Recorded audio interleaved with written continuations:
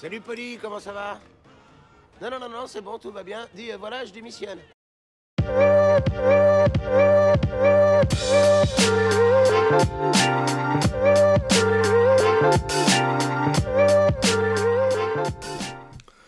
Et bonjour à tous et bienvenue sur la chaîne de l'Examen Crypto. Nous sommes le lundi 18 novembre 2024, il est 7h40.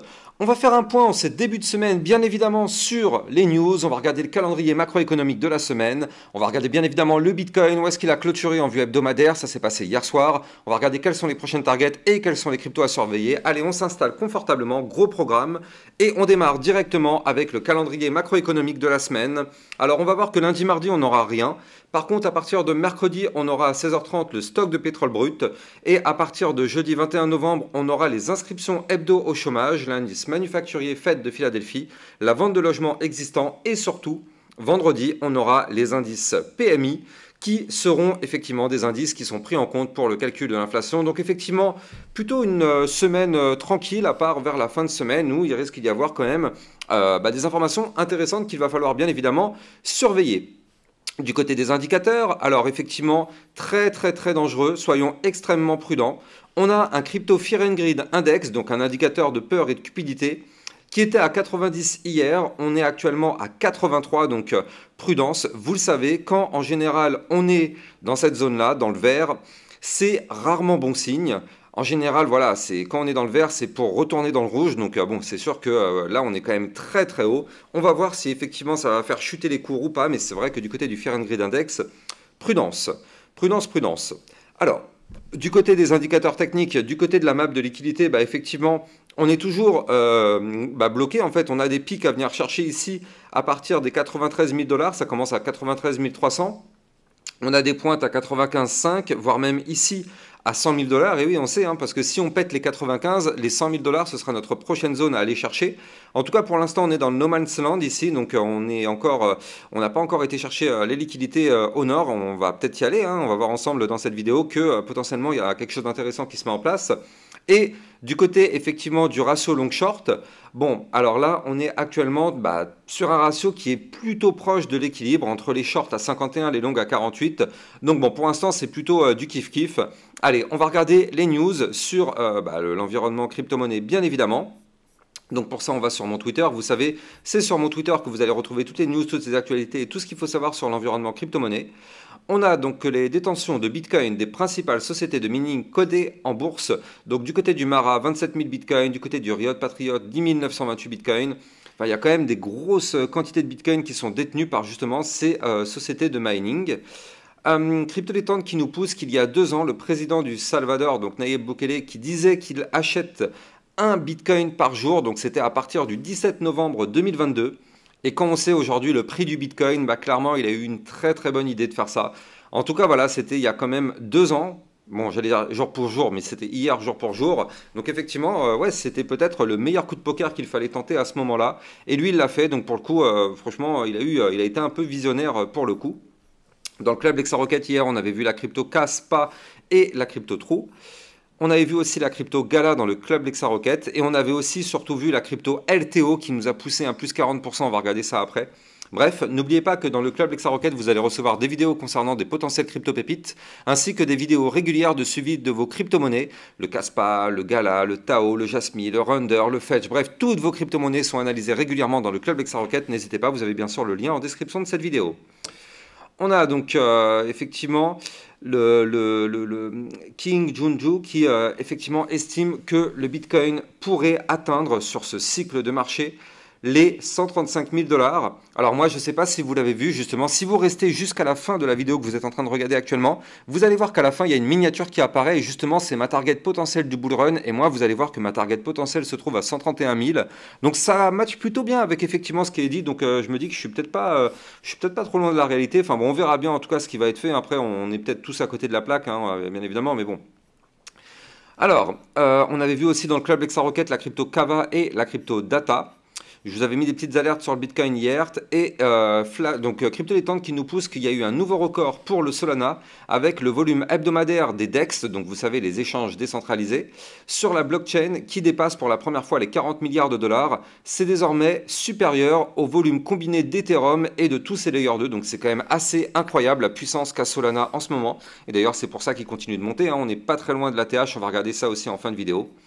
Crypto Dilettante qui nous pousse que le candidat à la présidence de la Pologne, Sławomir Mentzen, qui promet de créer une réserve stratégique de Bitcoin s'il est élu en 2025. Il détiendrait personnellement 33,7 Bitcoin, soit une valeur de plus de 3 millions de dollars en Bitcoin. C'est quand même pas mal, hein. C'est un très très beau bagage, on va dire. Et donc c'est ce que je vous disais tout à l'heure, regardez dans le club Lexa Rocket, on avait vu la crypto LTO, donc c'était quel jour? C'était le 16, donc il y a exactement 2 jours, et on voit qu'aujourd'hui elle s'est mise à pousser avec un plus 47%, donc voilà, n'hésitez pas de revenir rejoindre le club Lexa Rocket pour recevoir tout ce type de contenu. Allez, on démarre l'analyse technique, mais avant je rappelle bien évidemment que tout ce que je vais dire dans cette vidéo n'est en aucun cas un conseil financier, c'est à vous de faire vos propres recherches, et n'oubliez pas que le trading de crypto comporte bien sûr des risques de perte partielle ou majeure. Allez, on démarre avec notre Bitcoin en vue hebdomadaire qui a fait une clôture au-dessus de la zone de support des 89 631. Donc ça, c'est une excellente nouvelle. Ça veut dire que ce support, il est acquis. Enfin, c'était une résistance tant qu'on était en dessous qui se transforme maintenant en support. Qu'est-ce que ça veut dire concrètement? Ça veut dire que si jamais on chute, eh bien, on revient rechercher ce niveau. Et pour chuter plus bas, il faudra casser ce niveau. Donc effectivement, c'est une très belle clôture. On voit aussi d'ailleurs que la semaine dernière, on a été chercher les 93 477. On a été rejeté par cette résistance. Donc la semaine dernière, on a été chercher les 93 477, les 92 092. Et on a eu juste le support, donc des 89 631, c'est au final la seule résistance qu'on a réussi officiellement à breaker, mais c'est pas grave parce qu'en fait la clôture est très très belle, pour ne pas dire monstrueuse, hein. Regardez quand même en l'espace de 2 semaines, le Bitcoin qui nous a pris tout de même un plus 39%, donc effectivement ça reste monstrueux, c'est une excellente clôture que nous a fait le Bitcoin. Alors bien sûr, on le sait, je vous l'ai déjà expliqué, que pour l'instant on a encore de la force de pousser. Mais là, en tout cas, ce qui est clair, c'est que les mouvements à la hausse qu'on risquerait d'avoir sur le Bitcoin seraient maintenant beaucoup moins forts, étant donné qu'on a un RSI qui est très élevé, et d'ailleurs aussi qu'on a un Crypto Fear and Greed Index très élevé. Donc là, il ne faut pas s'attendre maintenant à des gros mouvements du Bitcoin tout de suite, tant que ces indicateurs sont aussi hauts. Mais en tout cas, on peut très bien s'attendre à un Bitcoin qui puisse aller chercher les 93 000 $, voire même les 96 000 $. Ce sont en tout cas des zones à venir chercher si le Bitcoin continue de pousser. Et donc là, quand on voit cette clôture hebdomadaire qui est quand même bullish au-dessus du support, eh bien effectivement, on pourrait se dire que sur du long terme, ce sont des zones qui pourraient être atteintes.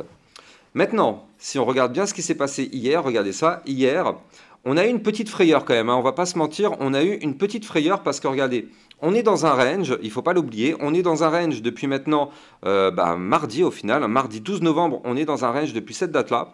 Et depuis, en fait, on n'arrive pas à pousser. Et donc hier, on s'est fait une petite frayeur parce que, regardez ça, on a fait une tentative de cassure du support hier. Donc le support, je rappelle, hein, 89 631 $. On a fait une tentative de cassure ici.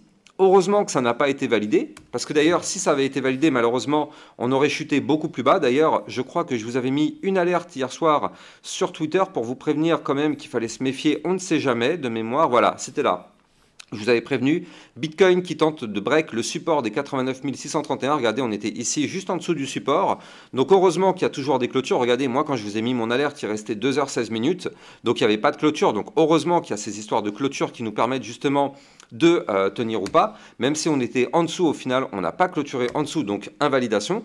Et donc maintenant, je rappelle la règle, tant qu'on est au-dessus du support des 89 631, on est bullish.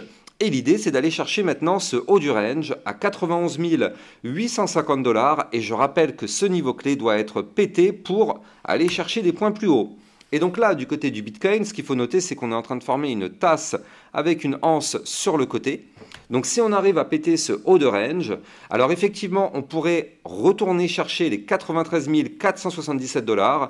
Puis après, n'oublions pas que les prochaines targets, si on casse ces niveaux clés, seraient les 95 723 $, puis les 96 024, qui seront les 2 prochaines autres targets à venir chercher si on arrive effectivement à casser ces niveaux clés. Du côté du RSI, ce qui est bien, c'est qu'on est retombé un petit peu. Ça, c'est excellent. Regardez, on est revenu à 73 alors qu'il y a encore quelques jours, on était à 84. Donc là, c'est bien. Je rappelle que on est toujours effectivement dans la boîte de danger. Je rappelle que tant qu'on est dans cette boîte violette, et effectivement, on est quand même dans une zone dangereuse, dans le sens où le Bitcoin est dans une zone de retracement. Mais là, en tout cas, ce qui est bien, c'est qu'on est revenu quasiment rechercher le bas de cette boîte. Et donc là, on a encore de la marge pour repousser. Et c'est ça qui est excellent, c'est que là, on a de nouveau de la marge pour repousser, aller chercher un RSI un peu plus élevé avant d'avoir encore un retracement et ainsi de suite. Mais là, en tout cas, effectivement, on a de la marge. Notons tout de même, toujours et encore, cette divergence baissière à garder sous le coude. Regardez, du côté du RSI, les points hauts sont de plus en plus bas. Du côté du cours, les points hauts sont de plus en plus hauts. Prudence, le RSI nous indique clairement et formellement une divergence baissière. Pour l'instant, le Bitcoin reste trop bull et effectivement ne crache pas. Mais prudence, cette divergence baissière est bel et bien là. Donc comme je vous le disais, on peut largement reprendre de la force, aller chercher les 93 477, puis les 95 et les 96 000 $. Et il faudra quand même se poser quelques questions par la suite pour avoir pourquoi pas un retracement et revenir rechercher les 85 voire même les 80 000 $. Ce serait juste parfait pour le bull run. Effectivement, ce serait tout simplement parfait de revenir retester des niveaux clés plus bas. En tout cas, nous sommes pour l'instant toujours dans ce range. On voit le Bitcoin qui s'approche du haut du range. Donc ça, peut-être qu'on va tenter la cassure aujourd'hui. Et si on casse par le haut, effectivement, vous l'avez compris, risque de pump du côté, bien évidemment, de notre Bitcoin. Donc là, bon, bah, pour l'instant, effectivement, c'est pas encore tout de suite, mais ça pourrait arriver bientôt. Maintenant, donc du coup, on va parler de nos altcoins. Alors, je vous avais déjà donné dans le club Lexa Rocket la crypto SNX, donc là, encore une fois, caviar, caviar. On vient de prendre quand même des très jolis profits sur cette crypto-monnaie. Donc, il y a eu un combien? Plus 17%, ça aussi, ça fait plaisir. Bref, moi, ce que je voulais vous montrer, c'est la crypto Chiliz, le CHZ. Et pourquoi je voulais vous montrer cette crypto-là? Parce que déjà, premièrement, personne n'en parle, donc ça, déjà, c'est excellent. Et donc, ce qu'on voit, c'est qu'en vue long terme, eh bien, on est tout simplement à 2 doigts de péter, en fait. On est tout simplement à 2 doigts de péter, regardez ça. On est actuellement en train de former un gigantesque double bottom hebdomadaire qui est lié à une belle compression qu'on a depuis ici, donc le 17 juin. Avant de continuer, je rappelle que vous pouvez me suivre sur Twitter pour recevoir toutes mes news, toutes mes actualités. Et n'oubliez pas de rejoindre le club Lexa Rocket justement pour recevoir toutes ces crypto-pépites. Et en plus de ça, d'avoir des vidéos de suivi régulières par rapport à toutes vos cryptos. Je pense que tout à l'heure, on va faire la vidéo sur le Tao ainsi que peut-être le CKB. On va voir ensemble ce qu'on va faire comme vidéo.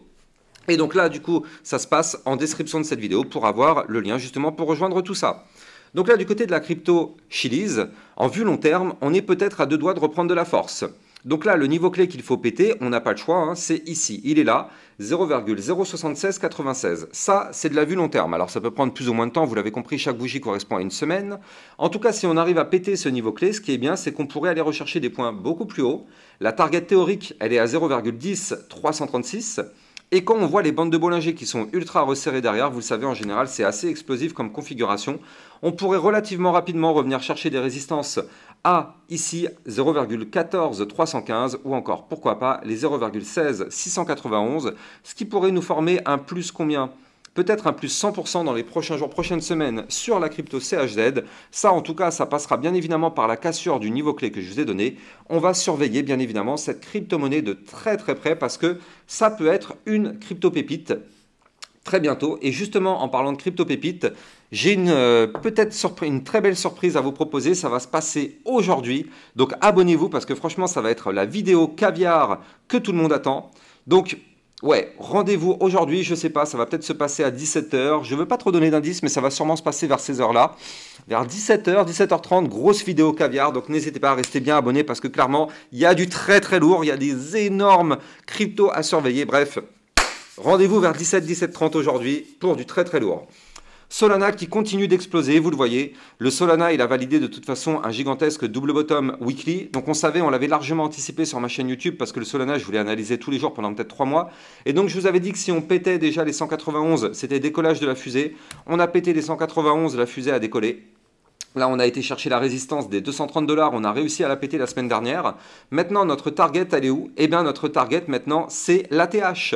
L'ATH sur le Solana. Donc, on va avoir une clôture de bougie à 249 et un ATH ici à 260 $. On est vraiment à 2 doigts de le faire. Alors, je vous ai dessiné effectivement ici une boîte violette qui sera la boîte de tous les dangers. Soit ça passe, soit ça casse sur cette boîte. Mais en tout cas, clairement, là, si on arrive à péter cette boîte, donc si on arrive à péter les 260, le Solana pourrait nous faire un nouvel ATH et continuer d'aller chercher des points beaucoup plus hauts. Je vais vous donner ces points beaucoup plus hauts, justement si on arrive à faire ça dans les prochaines vidéos. Et en tout cas, notre Solana n'a peut-être pas dit son dernier mot. Bien sûr, tout dépend du Bitcoin. Vous le savez, à la seconde où le Bitcoin crash, tout le marché crypto crash avec lui. N'oubliez pas de liker, commenter, partager. Je suis seul à vous faire 3 vidéos YouTube par jour. Ça mérite un maximum de force. Et n'oubliez pas de vous abonner à la chaîne YouTube pour recevoir tout ce type de contenu. Je vous souhaite une excellente journée. Je vous dis à plus tard. Ciao, ciao.